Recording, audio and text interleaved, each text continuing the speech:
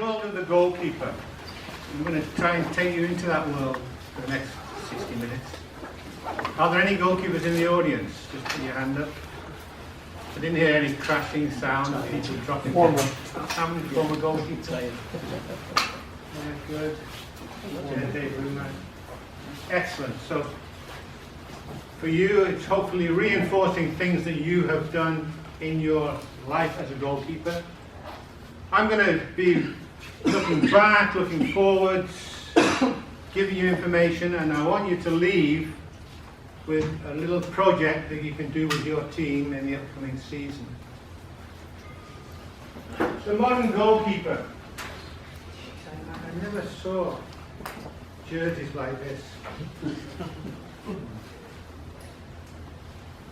Nice colours.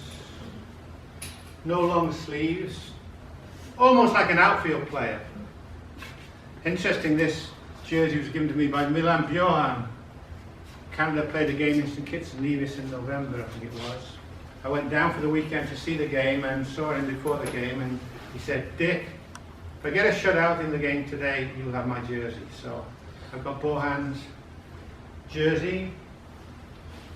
I look at the modern goalkeeper. These gloves can be bought for $250 at JMT Metro Sport. $250.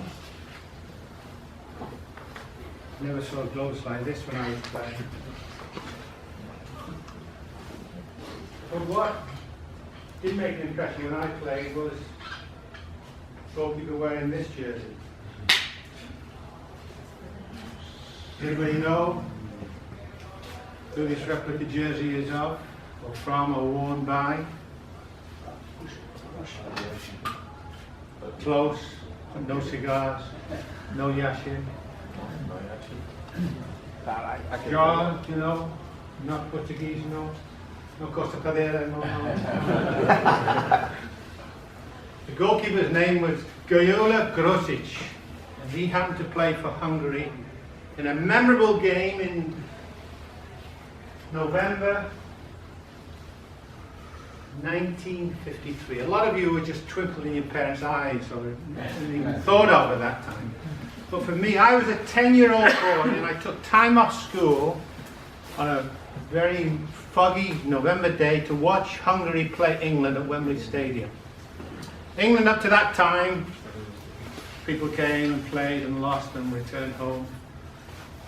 Nobody from outside the British Isles had ever won a game in England. Hungary came, and the final score was, in that final game in November 1953. Hands up if you know the answer. You think you know the answer? 6-1. Close, but no cigars. 5-3. 4-1. Slide 3, was it? 4-1. 4-1, no. I'm only going to be 7-3. close. Close, but no cigars. 1953. The score at the end of the game was 6-3. Goalkeeper Grosic was the goalkeeper for Hungary. No fancy gloves. He had that woolen jersey. He had bare hands. And he played in goal for Hungary. And it influenced various things that I will mention later on today. But the thing is that Hungary did things that England hadn't been used to. And tactically, Hungary were far superior.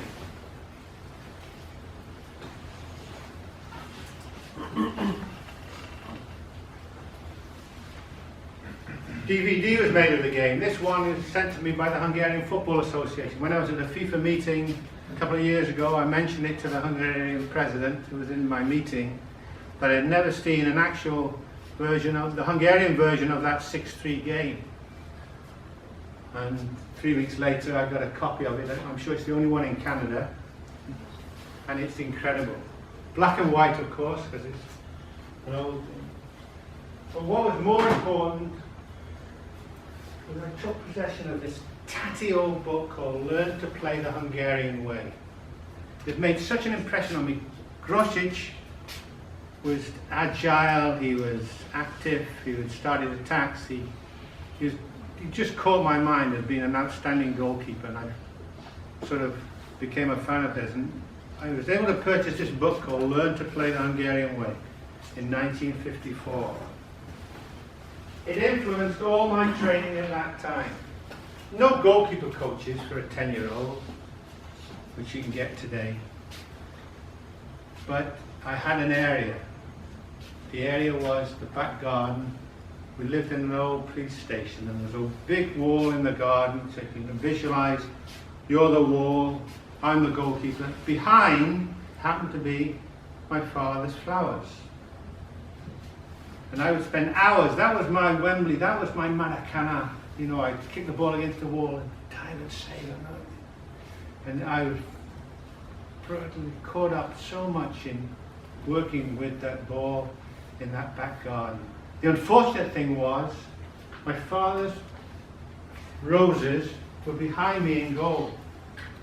So I'm in goal, here's the bed of roses. Some days I wasn't too good. I missed the ball. The ball went past, and what happened, of course, it destroyed my father's roses. I got hell. Why did I get hell? Well, I stuck the head of the rose into the stem of the rose and thought that would do good. But when the roses started dying, my father would check things out, and young Richard, as I was called at that time, got hell to pay. But that was my world. That was my world as a goalkeeper, and I became a student of the game. Fast forward, and now I've finished playing. I'm starting to get into goalkeeper coaching. I was a goalkeeper coach at Toronto Blizzard in the North